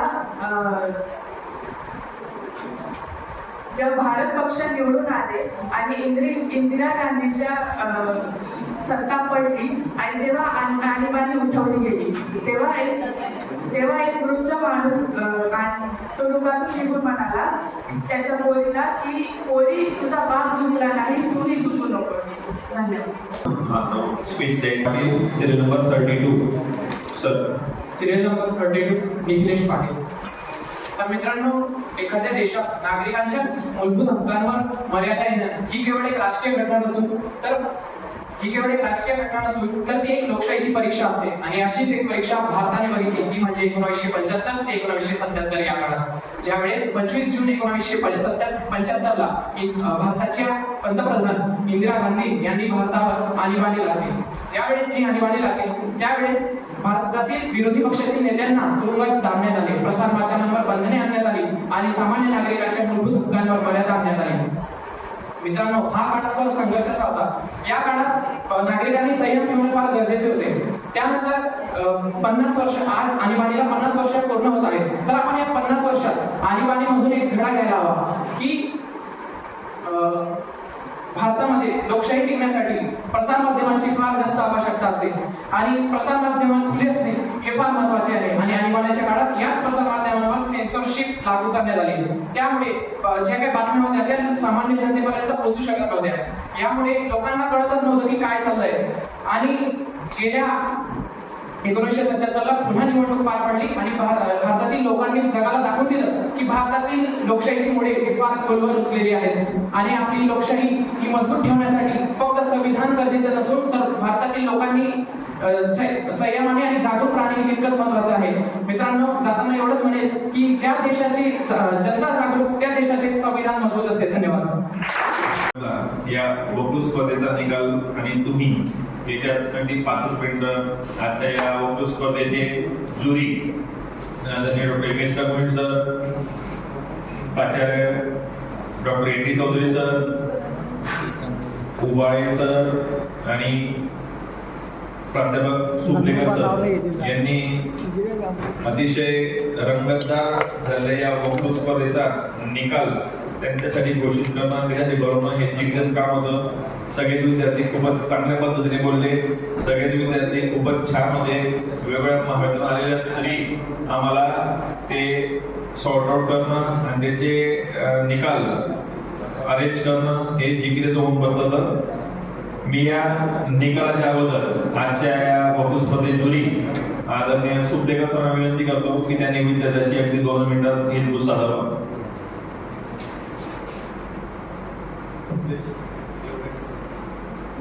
ज्या विकसित भारत युवा संसद वादविवाद वक्तृत्व स्पर्धेप्रसंगी व्यासपीठावर उपस्थित आमच्या संस्थेचे समन्वयक आदरणीय माजी प्राचार्य डॉक्टर एम.एस. सरमोजी, आदरणीय उबाळे साहेब, आदरणीय विधी विभागाचे प्राचार्य डॉक्टर एम.डी. चौधरी, व्यासपीठावर उपस्थित माझे सहकारी प्राध्यापक डॉक्टर भुयार, प्राध्यापक डॉक्टर जितेंद्र पाटील आणि सर्व सहभागी विद्यार्थी मित्रांनो, सर्वप्रथम सर्व सहभागींचे मी मनपूर्वक अभिनंदन करतो आणि त्यांच्या भावी शुभेच्छा देतो. आजचा जो विषय होता तो अतिशय संयुक्तिक असा विषय होता. भारत उद्याची महासत्ता म्हणून आणि विकसित भारताकडे वाटचाल सुरू असताना तुमच्यासारख्या तरुणांच्या तोंडून लोकशाहीचा जागर ऐकणे अतिशय आश्वासक असं मला वाटलं. तरी विशेषतः बऱ्याच विद्यार्थ्यांनी लोकशाहीतील विचार स्वातंत्र्य, व्यक्ती स्वातंत्र्याचं मूल्य किती महत्त्वाचं असतं, लोकशाही म्हणजे काय, तर आपल्याला माहिती की लोकांसाठी चाललेलं राज्य ही अब्राहम लिंकन यांची व्याख्या आपली तोडपाठ झाली. तर आज जगातील सर्वाधिक मोठं म्हणजे लोकसंख्येच्या दृष्टीने जवळजवळ 100 कोटी लोकांचं म्हणजे गेल्या लोकसभेमध्ये या ठिकाणी 98 कोटी मतदारांची नाव नोंदणी झाली ती कल्पना करा तुम्ही. आज ते 140 कोटींचा हा भारत देश आहे. किमान 100 कोटी लोक या ठिकाणी या लोकशाहीच्या यज्ञात आपला मतदार रूपी ब्रह्मास्त्र वापरून लोकनियुक्त सरकार या ठिकाणी आणत असतात. लोकशाही जनता हीच अंतिम सार्वभौम असते. जनतेच्या आशा आकांक्षा विचार स्वातंत्र्य जर पायी उडवलं तर जनता अशा राज्यकर्त्यांना या ठिकाणी काय करते घरी पाठवते. याचं उत्तर म्हणजे आणीबाणीनंतर पहिल्यांदा या भारत देशामध्ये 77च्या निवडणुकीमध्ये स्वर्गीय पंतप्रधान इंदिरा गांधी यांना पराभूत व्हावं लागलं. तर एवढंच नव्हे तर त्यांना काही काळ तुरुंगवास सुद्धा पत्करावं लागलं होतं. ही आहे आमच्या लोकशाहीची ताकद. तर ही आपली लोकशाही अशी वृद्धिंगत होत राहो या तुम्हा सर्वांना शुभेच्छा देतो आणि माझे 2 शब्द संपवतो. जय हिंद जय महाराष्ट्र. यानंतर मी आपल्या संस्थेचे समन्वयक आदरणीय डॉक्टर एम एस रमेशला विनंती करतो की त्यांनी विद्यार्थ्यांना मार्गदर्शन करावं. सर तुमच्या निकालाच्या मध्ये जास्त वेळ नाही घेतो म्हणतायत. सर म्हणताय विद्यार्थ्यांना भूक लागलेली असेल. निकालाची भूक लागलेली आहे. यानंतर आपण निकाल डिक्लेअर करू. जीतने की उम्मीद हारने का डर. आता जर नाही जिंकले, आता जर नाही तुमच्या पुढ्यात जर निकाल आला तर एकदा आफ्रिकेकडे बघा. साऊथ आफ्रिकेकडे वर्ल्ड कप मध्ये साऊथ आफ्रिका नेहमी चोकर्स असं तिला संबोधलं जातं. पण जर तुम्ही मागच्या काही वर्ल्ड कपचा जर अभ्यास केला तर प्रत्येक वेळेस सेमीफायनल मध्ये एंट्री व्हायची टीम आली. कुठेतरी कमी पडत असेल त्यावेळेस मध्ये त्यांच्यापेक्षा बेटर असेल, पण प्रत्येक वेळेस सेमीफायनल जाणं हे सुद्धा खूप मोठ्या अचिव्हमेंटचा भाग आहे. तसं तुम्ही या स्पर्धेला फक्त ॲपियर झाले, इथं स्टेजवर तुम्ही आले, हे तुमच्या चांगल्या वृत्तीचं एक लक्षण आहे. जे की तुम्हाला नाही पण प्राइज मिळालं, नाही पण तुम्ही सिलेक्ट झाले, पण तुम्ही इथं आले हेच तुमचं सिलेक्शन आहे. यासाठी तुमच्या स्वतःच एकदा जोरदार टाळ्या होऊन ज्यांचे आपण निकाल घोषित करू त्यांना डिस्ट्रिक्ट ऑफिसकडून काही सूचना असतील त्यांनी त्यानंतर निकालानंतर आपण पर्सनल बोलून घेऊ. जे विद्यार्थी सिलेक्ट होतील त्यांना इशी सर डिस्कस करणार आहेत की स्टेटला रिक्वायरमेंट काय आहे आणि तुम्ही तिथं कसं रिप्रेझेंट केलं पाहिजे, कारण तुम्ही स्टेटला जाणार आहेत.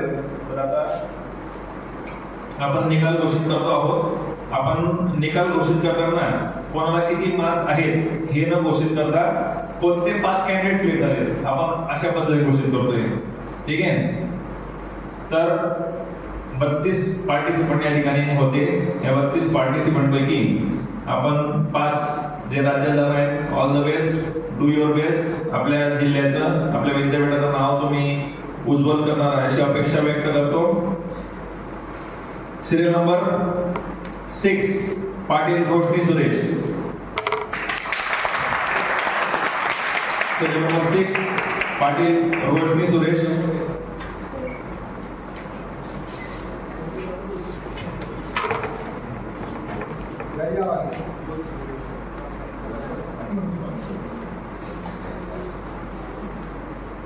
Serial number 10 Anjali Mali.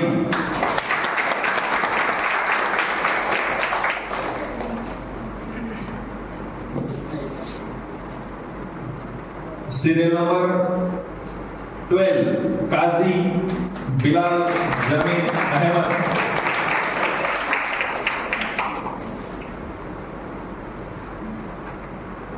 Serial number 18 Prem Naik. Serial number 32 Nikhilesh Patil. Serial number 32 Nikhilesh Vakil Patil. So एकदा जोरदार टाळ्या वाजवल्या. आपल्याकडे स्पर्धक आपल्याला राज्याला रिप्रेझेंट करतील आणि राज्याला ते रिप्रेझेंट करतील त्यावेळेस आपण सांगू शकतो की हा माझ्या बाजूला बसला होता, हा माझ्या पुढे होता. आणि ज्यावेळेस तिकडून हे मंत्री आमदार खासदार होऊन येतील तेव्हा आपले कामं ते करतील. त्यांच्याकडे तुम्ही लाईन लावून ठेवा. मी पुन्हा एकदा सर्व पार्टिसिपंटना शुभेच्छा देतो. ज्यांच्या निकालात पहिले 5 तुमच्या समोर बसले आहेत त्यांचं पण खूप खूप अभिनंदन करतो. आणि ग्रुप फोटोसाठी मी सर्व विजेत्यांना पुढे बोलवतो. त्यांनी ग्रुप फोटोसाठी समोर या. आता मी मंचाला विनंती करतो तुमचे सत्कार करणं हे क्रमप्राप्त होतं, पण आज आपण सुरुवातीपासूनच कोणतेही सत्कार आणि कोणत्याकडे उद्घाटन केलं नाही म्हणून आपण तुमचे सत्कार करत नाहीये. तुमचे सत्कार आपण ज्यावेळेस परत योग येईल त्यावेळेस करू. सर्व स्पर्धकांना आणि पार्टिसिपंट्सला आपण सर्टिफिकेट देणार आहोत. तुमच्या कॉलेजला आपण ते सर्टिफिकेट पोस्ट करायची जबाबदारी घेतोय. सगळ्या गोष्टी तुमच्यापर्यंत पोहोचतील, पार्टिसिपेशनचे पण आणि विनर्सचे पण.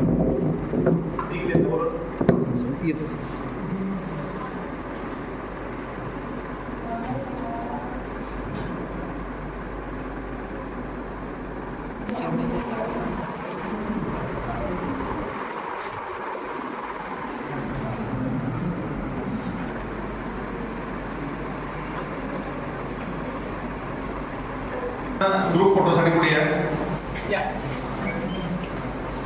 सर्व स्पर्धक